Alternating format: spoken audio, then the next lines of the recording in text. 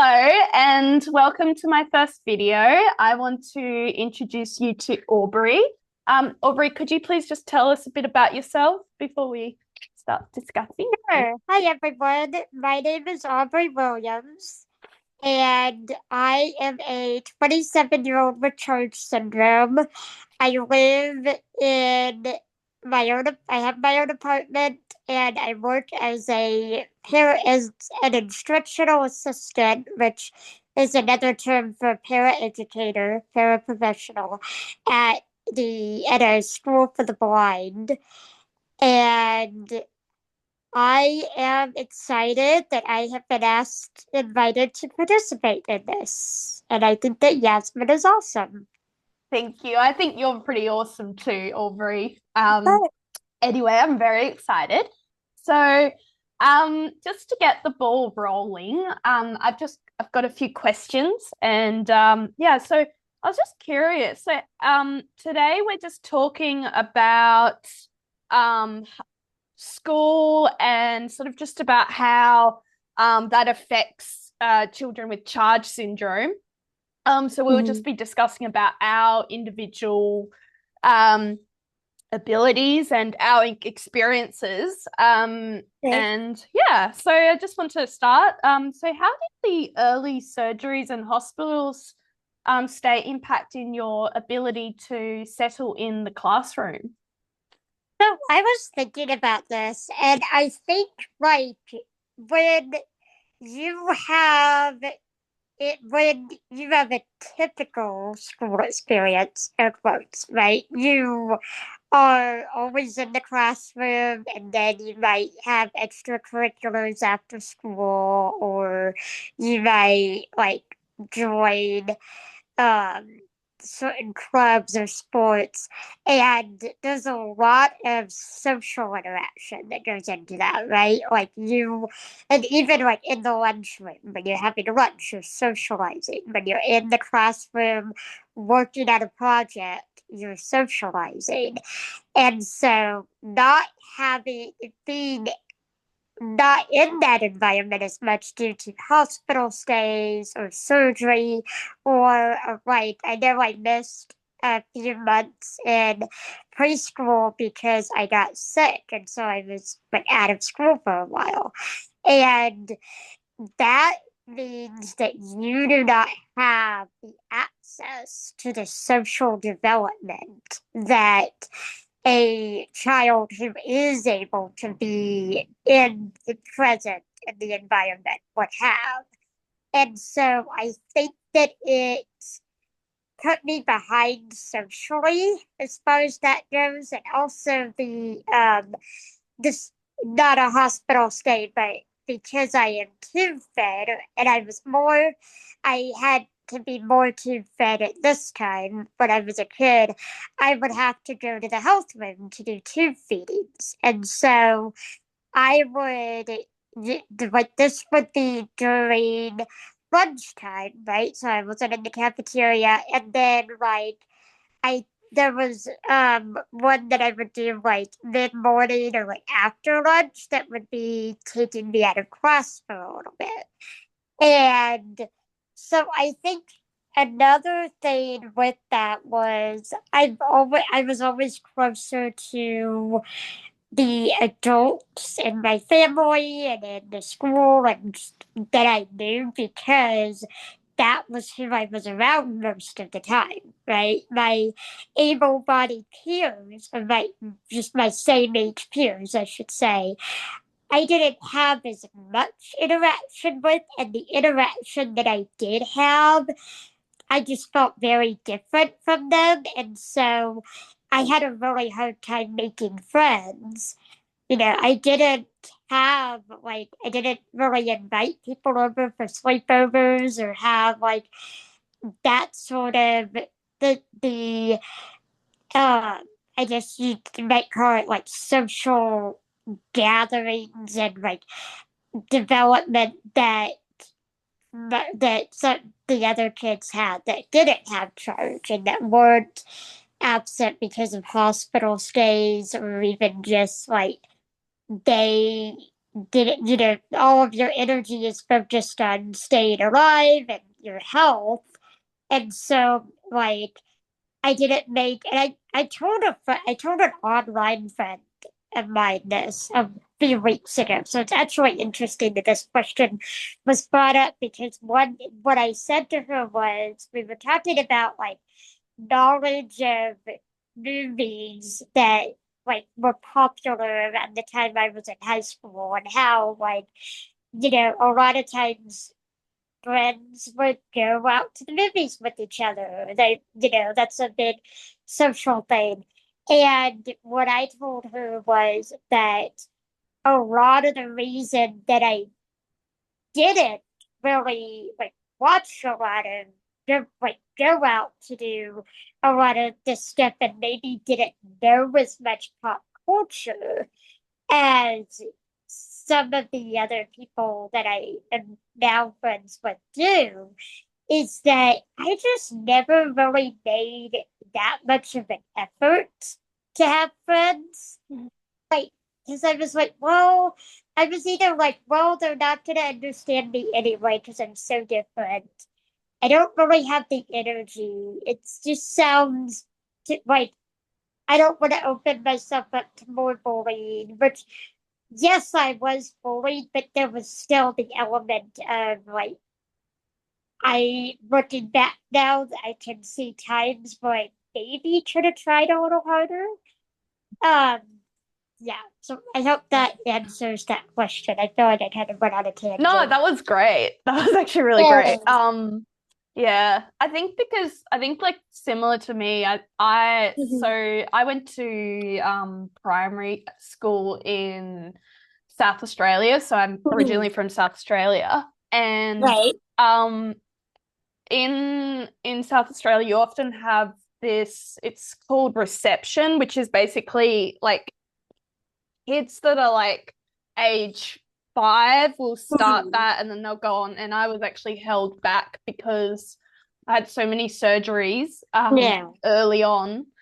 And I think because of that, I was held back. So I started when I was 6. Mhm. Um, and I also just remember like um when I was in primary school, someone was like, "Oh yeah, you should actually be in the year above us." And I'm like, "Yeah, no, but Mhm. I was held back." Like they're Right. like, "Oh yeah, but you should have still be that." Like, and I'm like, "Yeah, Mhm. but okay, fine, like Yeah, whatever." you could control. Do you, Um, yeah, sorry, yeah, go do ahead. you, do you feel like too, because I was thinking, well, we were talking about this, like, there was an element too, I think, like, until I was probably in like well actually when the Charge Facebook group was announced at the Scottsdale, Arizona conference in 2013 and I started being a little more comfortable talking about Charge, there was also always, I think as a kid, an element of I don't know how to explain my disability to other people. Mm, So it's almost easier to instead of trying to make friends to just stick with the people who already know me. yeah, Makes sense. yeah, that makes sense. Yes. I think also another thing is I feel like just talking about your disability sometimes it's like really good because it can be like a good bullshit radar, but like Right. sometimes it just like backfires. Like I This remember is why I love you. yeah, You're just blunt and you're straight to the point. I love chatting with you too. So it works. Yay. No, just because like I think and I'll touch on this a bit later, but Mhm. like it is a bit hard, I guess, because you're sort of when I was in high school, some of my teachers were like, "Oh, I think it'd be really important." Like, and this was well-meaning. Like, I understand why they did Mhm. this. Like, and I actually think that this is something that I think it could actually be useful in some contexts. Yeah. But um, I remember, and I think a lot of people, like, honestly, you're going to get some positive reactions and you're also going to get some negative reactions. Right. Yeah. Um, and I remember in high school, I did a presentation about charge syndrome, and I was like, this is what I have. This is how I act, and just to give a bit of context about, like, my disability. And I say it's a good bullshit radar because this girl came up to me and was like, "Oh yeah, really? I heard about your presentation. Yeah, it made me laugh." And I was What? like poker face. I was just like, Yeah. okay, like, all right, why are you Right. telling me this? It's like, for Yeah. example, like I remember I was in like, as soon as you say disability, people just feel the need to just come up to you and say whatever they want. Like I remember I was in primary school and some kid like came up to me and was like, "I hate you." And then I just like full on poker face for like 5 minutes. And he was like, "Okay, bye." It's like best reaction is just not to say anything and straight right in their eyes. Yeah. Yeah. But just going back to the question, yeah, I think because of that, I think also like with area schools, often they are so in the country, you'll often have like an area school which services all the students in the kids in that area. Really useful if you do live out in the country, Right. and you're like, the average kid, but not so great when you're a kid with special needs. Right. And so, these area schools would be made up of like 100 students, like not a lot. And like a lot of children were like in combined years. And I Right. think due to that, I didn't get the help I needed. So I had to be held back in my reading comprehension and stuff. But Yeah. yeah, yeah. So just I guess sort of, I think we kind of, I'm not sure if we really touched upon it, but do you think any of your medical trauma appeared as anxiety or sensory overload in school? And like, did staff understand it or mislabel it? Um, so when I saw this question, I was like, I never really had thought about it like that, but it Mm, actually makes a lot of sense because anytime you have any sort of trauma, whether it's medical or from something else, I think it rewires your brain to view everything as, oh, this is a crisis, or this is a bigger emergency than maybe it really is, and it amps up your anxiety and your overwhelm because of past whatever that past trauma is. mm, And so what I thought about whenever I saw that question was how I would get really stressed and overwhelmed and like have really low self-esteem mm. and like classes that were any class that was a challenge for me, which was mostly math, because let's just be real, it sucks. But Yeah. uh, the response from, especially when I was in high school, and I will also say I was quite a bit of a perfectionist, so I still got good grades, but I was still anxious about it. Um, but the response from the IEP team and from not all, some teachers, but I feel like from the teachers it was well-meaning, was to be like, okay, this is too hard for you. You might need to stick with slower level stuff. I had somebody tell me not to try college because it would be too stressful. And like, Uh, kind of, like, in a way, like, to kind of use what this question is asking, it was coddling the trauma Mm, rather than coddling the anxiety, rather than trying to find coping strategies, trying to find like I I think instead of labeling it as like, oh, this is just too hard for you, like I feel like maybe if we could have talked about certain accommodations that could have been mm, helpful, if I could have had like more tutoring or just like more encouragement to like this is what you want to do in your life. Here's what you need to be able to here's the skills you need to have in order to mm. do this. And just a little more of a like individualized approach Yeah.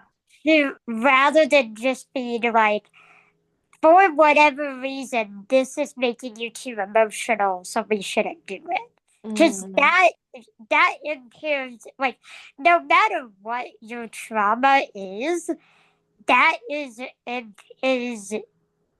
imperative that what word am I trying to think of that is like counterproductive to recovery. Let's go with that. yeah. It's Yeah. counterproductive to recovery because it's stunting your ability to be resilient and Yeah. grow from that. And so, yeah, I think that is interesting to like think about. If was it really that this topic was really stressful for me, or was it because of how my brain was wired to think of stressful situations and I didn't have the right skills for coping with that. And instead of being given those skills, the assumption was, oh, you just can't do this, which, of course, self fulfilling prophecy. If you convince yourself you can't do something, you're going to struggle harder with it. Mm. What, just I'm gonna add a question in, but like Yes. how did you sort of, because like you obviously you had like teachers going like, oh, or staff going like, oh, well, you can't do that, so we're Hmm. gonna prevent you from doing that. What made you sort of go like, actually, um, stuff that like I actually am gonna try and do that. Like I'm not gonna hear what you got to say. So yeah. I think, well, so part of it, like my high school experience, and this is like I liked elementary school for the most part, and I liked middle school for the most part. High school was when things started really getting hard and felt really unsupportive. Um, but part of it was that I hated that school so much that I wanted to graduate, and I knew what I had to do to graduate. That's But also, like, and I feel like this is very common among those of us with charge. I feel like you probably have to have something similar where when somebody telling us that we can't do something makes us want to do it more. I But think we're that's very, like a characteristic. Like oh, it's yeah. universally known. So like, and I even told one of my coworkers this. She was talking about how she doesn't like feeling controlled or feeling caged, and I was like, yeah, I totally get that because if you tell me, oh, college is going to be too hard for you, I'm going to go to college. If you tell me, oh, you can't do this task, I can't do this task, then that means I am going to do the task because just to spite you. Um, like, so an example of this would be that when I was in high school, I wanted to do something in the medical field, whether that was like nursing, medical research, um, like medical records keeping, something. Like I wanted to be in that field, and so I wanted to take um the you had to have 3 science credits to graduate. So I wanted to take biology, for the Project Lead the Way, which is like our advanced placement program, bio principles of biomedical science, human body systems, physiology or anatomy. And then I also wanted to take a chemistry class, and they were like, so, yeah, that's not gonna work. You can't do chemistry. That would be too hard. Like no. If you don't like math, you're not gonna be able to do chemistry. Come on. And which was like really frustrating because it was like, well, can't I at least try? And then if it doesn't work out, then I'll know. Okay, maybe I need to do something else, right? And so I did take biology my freshman year. So that was a requirement for everybody. Like you had to take gen ed biology. Mm. And then they let me take the Project Lead the Way Principles of Biomedical Science course. But then they put me in this intermediate level fundamentals of physics and chemistry, which was basically just a repeat of 8th grade science. But they told me that it was like an elective, but they told me that it would count towards my science requirement.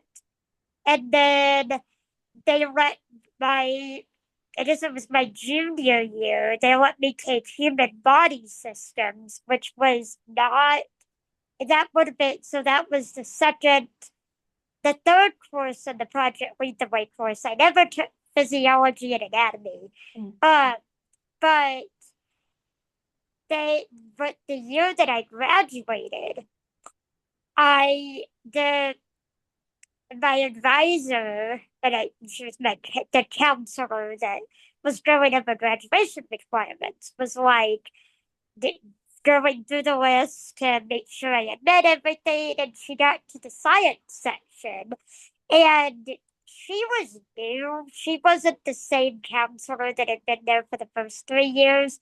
She had actually been a sped teacher and then moved into counseling. So she wasn't aware that any of that had happened a sophomore year. And so she was like, yeah, so you actually had an extra science credit. And I'm like, what do you mean? And she said the biology, the biomedical science, and the human body systems would have met my graduation requirements. I didn't need to take fundamentals of physics and chemistry. The fundamentals of physics and I was so mad, and I'll tell you why I was so mad when I heard that was because of a lot of bullying and stuff that had gone on in that class. It was just kind of dismissed and, not taken seriously. And during that whole time, I had convinced myself that it was a requirement to graduate, so I could get through it, and that I could not take that again. And I was like, now you're telling me that they just put me in here to try to convince me that I am not capable of taking advanced classes. That's And hard. so in by community college, I had already talked to Casey Stratton, who's the Mississippi State Charge Lab person, and decided to major in psychology. Mm. But I told my community college advisor that I wanted to take a chemistry class. And I ended up getting to take it. And it was out of spite because chemistry wasn't required for a psychology degree. But I just wanted to be able to prove that I could pass the chemistry course. Yeah. Well, I told my professor that, and she was like, "Oh, you're doing fine. I'm happy." Like she seemed happy to be my just out of spite teacher Yeah. for a semester. Like I'm not taking this class with any sort of goal other than to prove I can, and I ended up getting an A in that course. Oh, that's Uh, good. and then I so yeah, so it was totally. They also like weren't gonna let me take advanced English, Mm. and I so my negotiation with my case manager and with like the people that were picking my classes in high school was that I understand that math is a challenge, so I'll take your lower level like math classes and the like you can keep me at the just general for Yeah. every subject except English and broadcasting. I think, yeah. English because reading and writing has always been my thing. I've always loved to read. I've always loved to write. I've always gotten really good grades on my skills. I'm like, you find me a teacher from before, like there I can take an advanced English class. If you don't, if like nothing else, put me in English 11 honors and like I think it was AP English 12 for Mm. 12th grade, and I got that. And then broadcasting, I had taken broadcasting in middle school and I really liked it. I thought it was fun. My older brother had taken broadcasting and right then I thought it was really cool and I wanted to try it. And I took intro to broadcasting freshman year, and that teacher was really supportive and really good at like challenging us and stuff. And so I asked her, she said that she thought I would qualify for advanced broadcasting. So they let me in advanced English and advanced broadcasting. So at Mm. the end of the day, I still managed to get what like, at least two things out of that I wanted. Um, so, but yeah, I definitely took the whole, what Mm. made you decide, screw that, I'm doing it. And anyway, it's just who I am, and I'm also just yeah. So Wow. I was like, I'm taking that, and it was also not just a chance to prove the adults wrong, but also the kids that bullied me. It was like, okay, you know what? And I made